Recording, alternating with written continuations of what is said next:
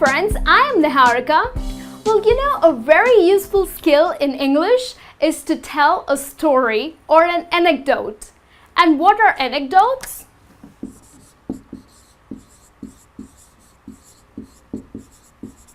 Well, anecdotes are short stories about something that happened to you or to someone you know. Well, of course, here we are not talking about the traditional stories that begin with once upon a time there lived a king. Well, here particularly we are going to learn to convey your past events in words. Now think about the situations in which you can tell a story. When you are talking about your past to your friend, or maybe when you are giving details about a past event, such as maybe what happened during a job interview, or maybe what happened during a party, or maybe what happened during a trip. So these are all the past events that you are talking about. So of course they are stories, right?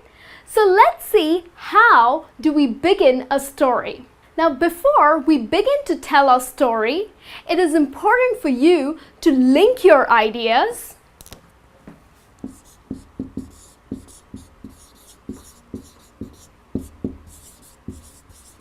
Okay, you link your ideas, you sequence them, okay, and always keep your stories short and grammatically simple. So let's have a look how you would begin your story. Now, certain words that can help you to begin your story are firstly, first of all, or to start off with.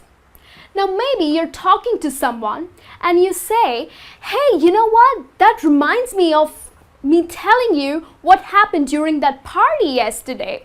Okay, this is the way you'll start. Okay, maybe this is the way you'd start a conversation. And then you can say or use words like firstly. Well, firstly, we went to John's house for the party. Okay, or maybe first of all, for example, first of all, I opened the closet and removed my clothes. Or to start off with. Okay, so this gives you a start to your story. Then how would you continue your story? Words that would link your story would be then, after that, or next.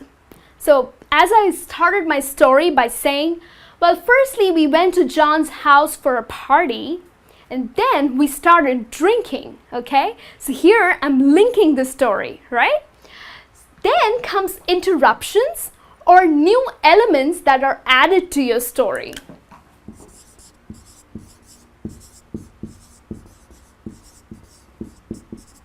And the words that you can use to add new elements or to interrupt your story are suddenly or unexpectedly. How you would go about with your story? Well, firstly, we went to John's house for the party and then we started drinking. We were having a great time. Everybody was enjoying their drink, dancing, partying. And then suddenly, Amy fell off the bar. Okay, so here there's an interruption to your story, that what happened next. So suddenly, Amy fell off the bar. Maybe she was too drunk. Okay, and then how would you end your story? Because that's the most important part of the story. It's important to end your story correctly. And the words that would help you to end your story are finally, eventually, or in the end. So you can say, suddenly Amy fell off the bar and we all rushed to her. And eventually, we had to pick her up and take her to her house. That kind of spoiled our party. Okay, so this is a past event or a past event of a party that I'm describing to you guys. Okay, so this is how your story goes about. And now, let's have a look at the tenses that you use to tell your story. Now, the tenses that we use to tell a story are most commonly the past tense, but we also use present tense, especially when you are telling a joke.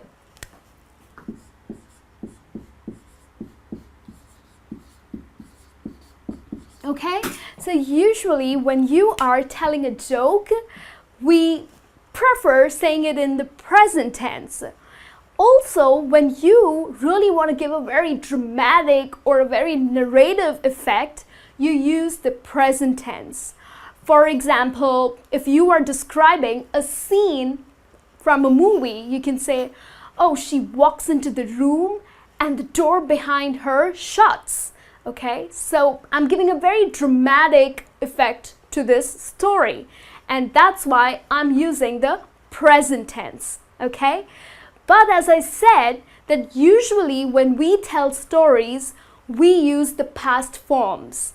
Okay, now we use the past simple when you are telling a story in a sequence.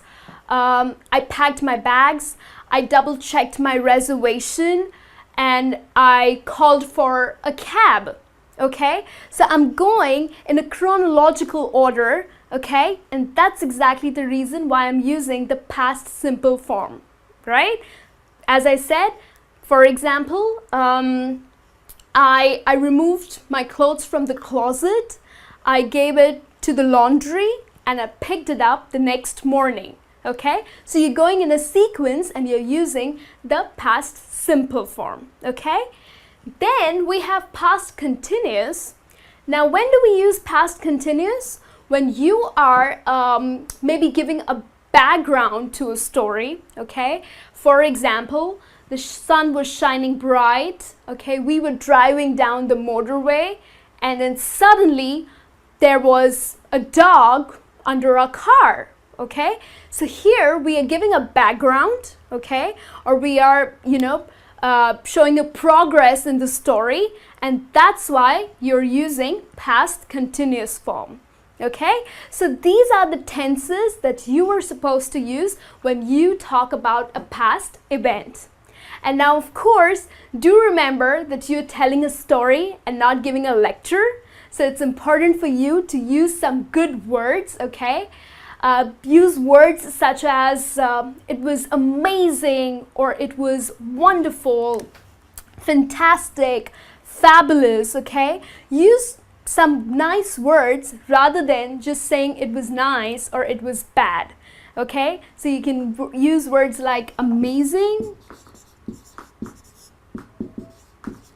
fantastic,